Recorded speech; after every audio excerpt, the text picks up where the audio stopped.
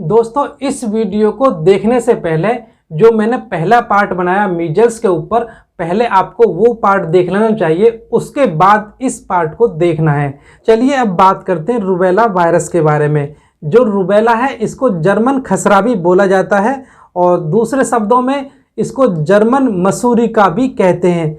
यह जो रूबेला है यह रूबेला वायरस की वजह से होती है। जो रूबेला वायरस है इसका सामान्यतः बहुत हल्का इन्फेक्शन होता है। यह भी एक सेल्फ लिमिटिंग बीमारी है।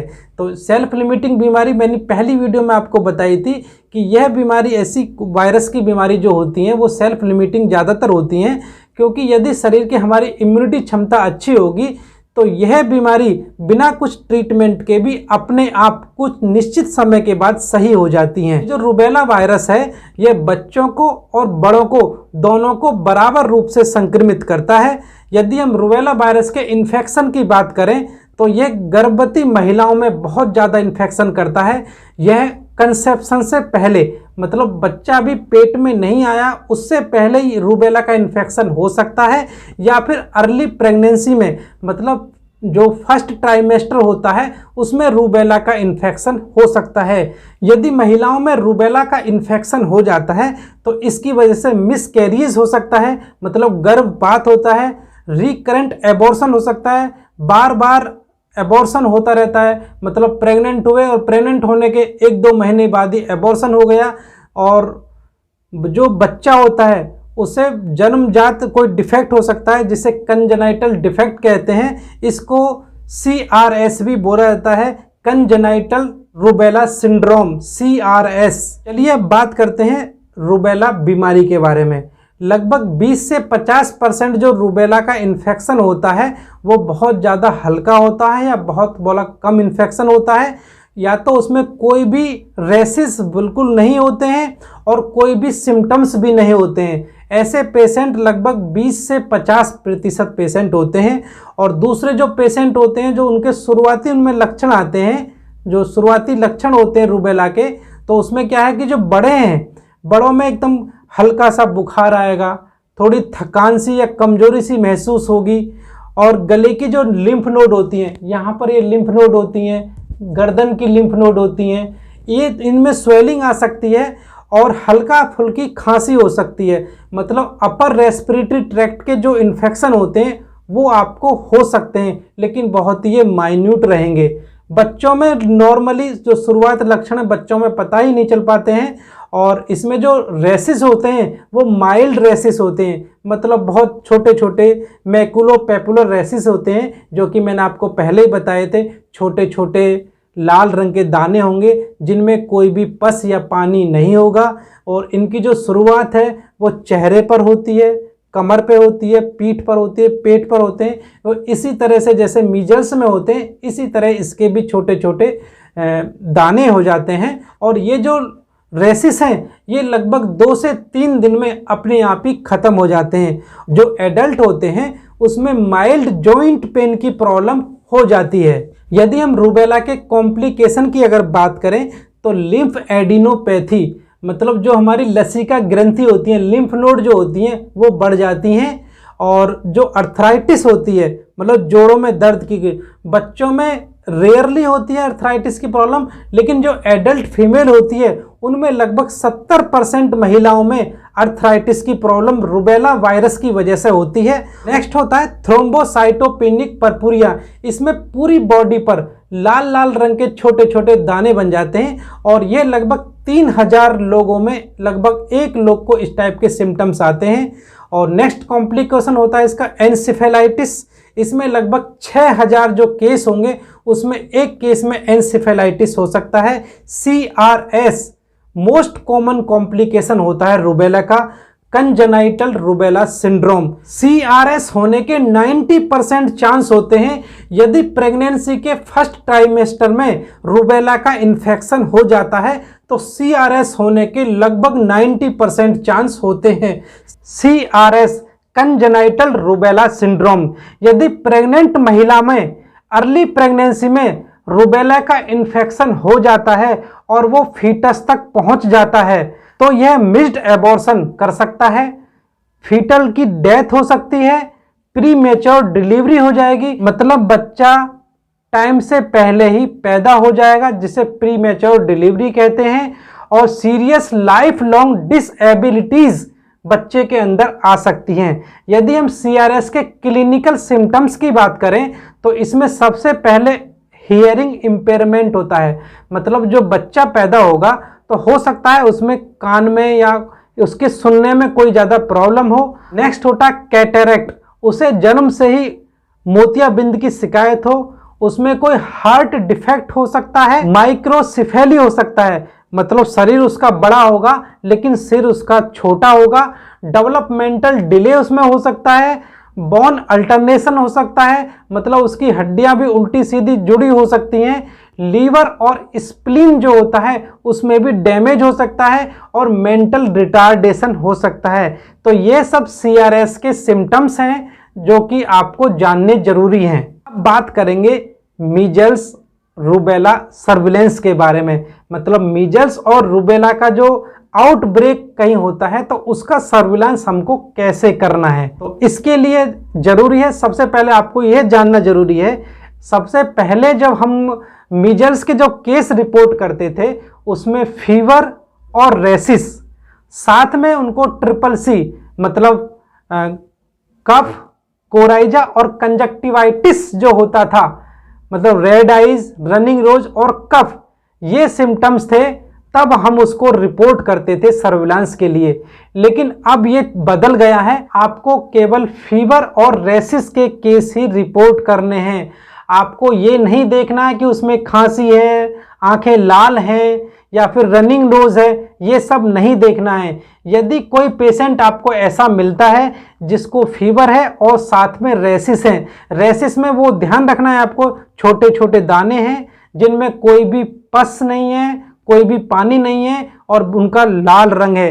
तो यदि ऐसे सिम्टम्स वाला कोई पेशेंट आपको दिखाई देता है तो उसे तुरंत ही आपको रिपोर्ट करना है अपने हायर अथॉरिटी को, चाहे वो डॉक्टर हो चाहे वो MOIC हो। अब आपको सबसे ज़्यादा जरूरी यही चीज़ को याद रखना है कि जब भी फीवर होगा और रेसिस होगा तो ये आपको सस्पेक्टेड मीजल्स के केस में आपको ये रिपोर्ट करना है। आपको ये भी याद रखना है कि जो फीवर और रेसिस है ये मीजल्स से अलग और 10 बीमारियों में भी होता है, जो मैंने आपको पहली वीडियो में बताए थे।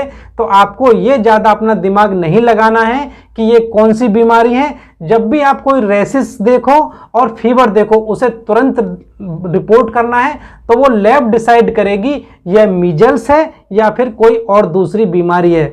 अच्छा, ये सर्विलांस की जरूरत आपको क्यों पड़ रही है या सरकार इस सर्विलांस को क्यों करा रही है?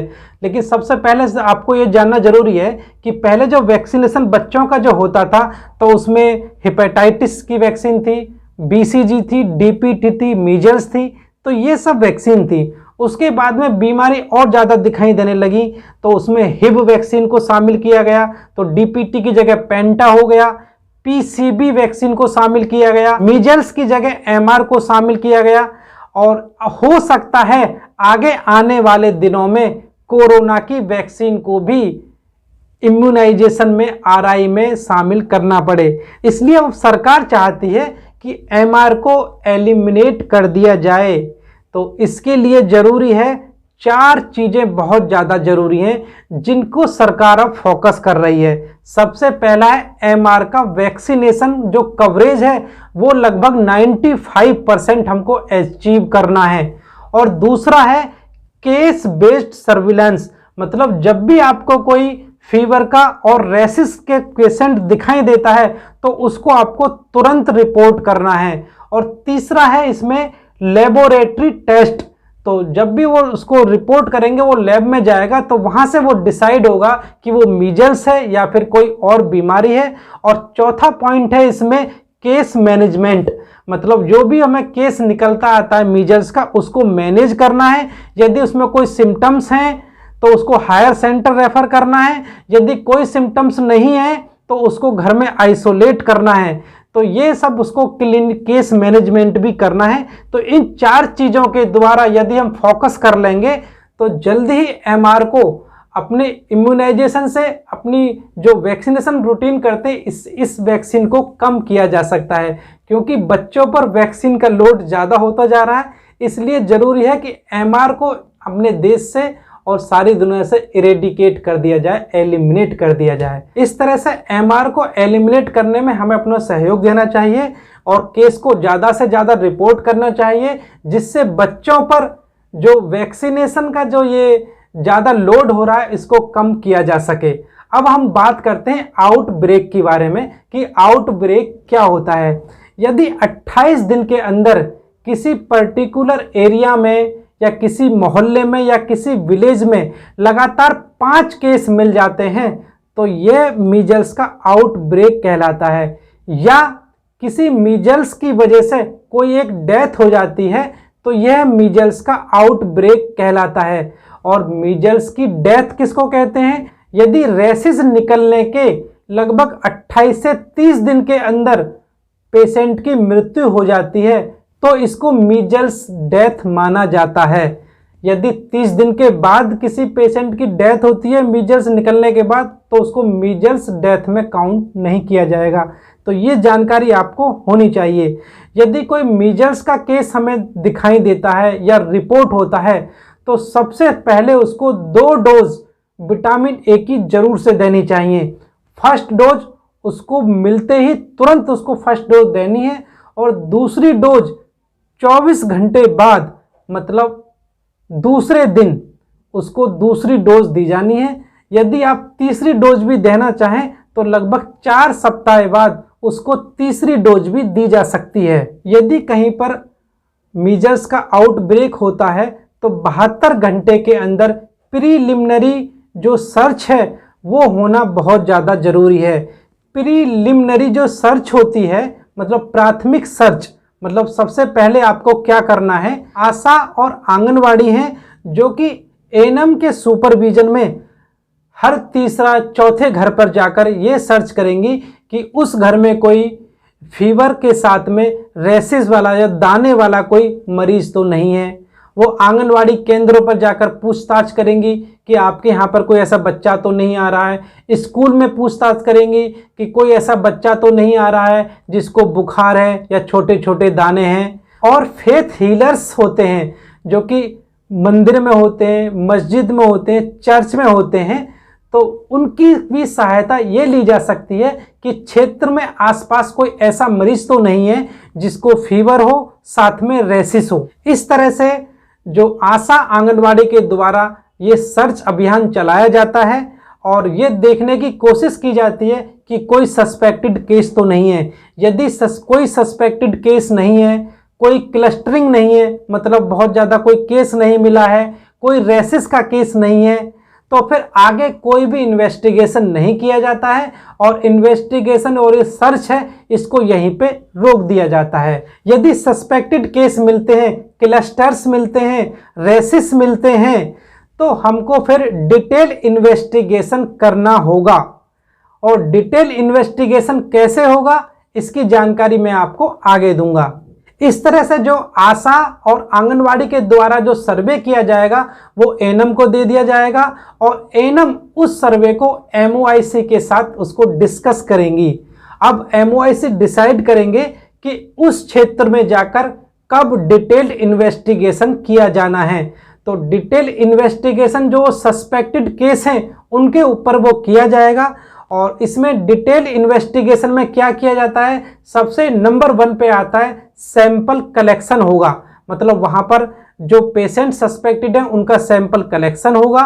क्लिनिकल केस का मैनेजमेंट किया जाएगा, मतलब जो नॉन हॉस्पिटलाइज्ड पेशेंट हैं, मतलब जिनको हॉस्पिटल में भर्ती नहीं कराया गया है, उनको कम से कम 4 दिन के लिए होम आइसोलेट किया जाएगा। और कुछ पेशेंट उसमें ऐसे होंगे जिनमें कॉम्प्लिकेशन आ जाते हैं, तो ऐसे पेशेंट को नज़दीकी स्वास्थ्य केंद्र पर या हायर सेंटर पर उनको रेफर किया जाएगा। और तीसरा है ACS, active case search in community, मतलब उस कम्युनिटी में घर घर जाकर, अब एक एक घर में जाकर सही से एकदम सर्च किया जाएगा। जब हमको डिटेल इन्वेस्टिगेशन करना है तो MOIC और हेल्थ वर्कर एक दिन पहले उस गांव में जाएंगे जहां पर हमको डिटेल इन्वेस्टिगेशन करना है।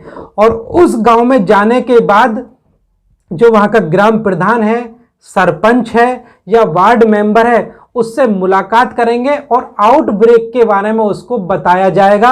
आउटब्रेक को कंट्रोल करने के उनको तरीके बताए जाएंगे। कम्युनिटी की जो सपोर्ट हमको चाहिए उसके बारे में उनको निवेदन किया जाएगा। तो विलेज में और मोहल्ले में जो लोकल डॉक्टर्स हैं, फेथ हीलर्स हैं और वहाँ के जो टीचर्स हैं, उनकी एक लिस्ट बनाई जाएगी जिससे हम उनसे जानकारी जुटाने में अपनी सहायता लेंगे और सैंपल कनेक्शन के लिए उन लोगों से हम सहायता लेंगे। इस तरह से MOIC और हेल्थ वर्कर द्वारा जो वहाँ के प्रभावशाली व्यक्ति हैं उनकी सहायता से ACS कम्युनिटी में करवाया जाएगा, जो कि आशा और आंगनवाड़ी के द्वारा हाउस टू हाउस एक सर्वे किया जाएगा।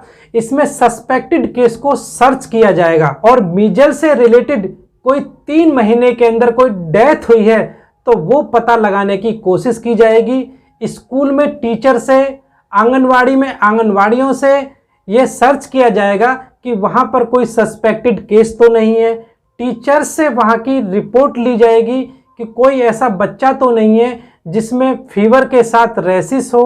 और जब हम ACS करेंगे उस टाइम पर हेल्थ टीम जो है, जो हमारी आशा हैं, आंगनवाड़ी हैं या ANM है, वो जब परिवार में जाएंगी सबसे पहले उसको अभिवादन करेंगी, उसको ग्रीट करेंगी, नमस्कार जो भी होगा, मतलब इस तरह से वहाँ पर जाएंगी कि उनको लगे कि आप उनके कुछ हेल्प करने के लिए आए हो। और जो परिवार में जो बड़े लोग हैं, एडल्ट लोग हैं, उनको अपना पर्पज बताएंगे कि हम यहाँ पर किस लिए आए हैं और बीमारी के जो साइन सिम्टम्स हैं उनकी जानकारी उनको देंगे। और लास्ट 3 मंथ के अंदर कोई ऐसा सस्पेक्टेड केस उनके घर के अंदर हुआ है तो उसकी जानकारी लेने की कोशिश करेंगे। यदि उस घर में कोई मीजल से या किसी अन्य कारण से मौत हुई है तो बड़ी चतुराई से यह जानने की कोशिश करेंगे कि वह जो मौत हुई है कहीं वो मीजल्स की वजह से तो नहीं हुई है या फिर कहीं मीजल्स के किसी कॉम्प्लिकेशन की वजह से तो वो मौत नहीं हुई है।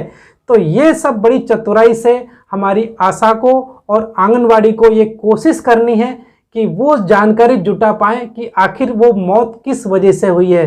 यदि कोई सस्पेक्टेड केस मिलता है तो उसकी जानकारी अपने MOIC को देंगे जिससे जल्द से जल्द उसको मेडिकल एडवाइस उसको दी जा सके। और इसी दौरान आप घर के अंदर जो उसका MCP होता है, जो वैक्सीनेशन कार्ड होता है, MCP वैक्सीनेशन कार्ड जो होता है उसको आप क्रॉस चेक करेंगी और उसका जो इम्यूनाइजेशन स्टेटस है उसको वो देखेंगी कि बच्चे को टीके लगे हुए हैं या नहीं लगे हुए हैं। यदि नहीं लगे हुए हैं तो उनको इन्फॉर्मेशन देंगी कि उनको नेक्स्ट टीका कहाँ पे और कब लगवाना है। इस तरह से ACS के बाद हमें कुछ सस्पेक्टेड केस मिलेंगे। अब उन सस्पेक्टेड केस का जो सैंपल कलेक्शन हमको कैसे करना है तो वो हम MOIC की मदद से वो जो सैंपल कलेक्शन है वो ERT एपिडेमिक रेस्पॉन्स टीम की मदद से उनको सैंपल कलेक्ट करना होगा। तो इसमें जो सैंपल लिए जाएंगे वो 2 तरह का सैंपल होगा। वायरोलॉजी सैंपल होगा, जो वायरोलॉजी का जो सैंपल है वो यूरिन हो सकता है, थ्रोट स्वैब हो सकती है, नेजल स्वैब हो सकती है। लेकिन ये जो सैंपल है ये रेसिस निकलने के 7 दिन के अंदर हमको ये सैंपल लेना है, तभी उसमें वायरस डिटेक्ट होगा। इस तरह से नेजल या थ्रोट कोई भी एक सैंपल हम ले सकते हैं, जो कि इस तरह से 2 सैंपल हमको मिनिमम वायरोलॉजी के लिए लेने हैं। और दूसरा है सीरोलॉजी सैंपल। सीरोलॉजी सैंपल के लिए हमको ब्लड सैंपल लेना होगा और जब हम ACS कर चुके हैं उसमें सस्पेक्टेड ऐसे 5 लोगों के हमें सैंपल लेने हैं जिनको रेसिस निकले हैं और रेसिस निकलने के लगभग 28 दिन के भीतर ही हमें उनका सैंपल लेना होगा। इस तरह से ये आपको जानकारी दी थी जो कि मीजल्स, रूबेला और मीजल्स रूबेला सर्विलेंस अब आगे होगा।